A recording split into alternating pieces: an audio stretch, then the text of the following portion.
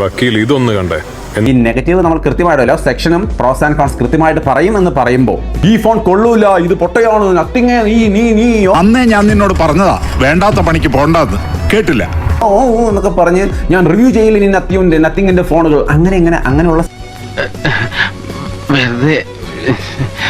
ഈ ഫോൺ കൊള്ളൂല, ഇത് പൊട്ടയാണ്, നത്തിങ്, നീ എന്നൊക്കെ പറഞ്ഞ് കൊല്ലണ്ട, അടുത്ത കേസിന് ഞാൻ ജയിപ്പിച്ചു തരാം.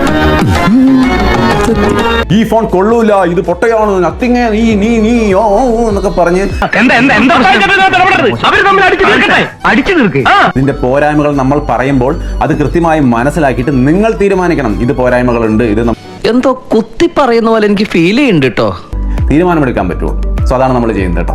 അപ്പൊ ആ പറഞ്ഞ രീതിയിലുള്ള ആക്ഷേപ പരിപാടിയല്ല ഉദ്ദേശിച്ചത്. മൊത്തത്തിലൊരു അഭിപ്രായമുണ്ട്, കാര്യം സത്യമാണെങ്കിലും എനിക്ക് അംഗീകരിച്ചു കൊടുക്കാൻ പറ്റുമോ?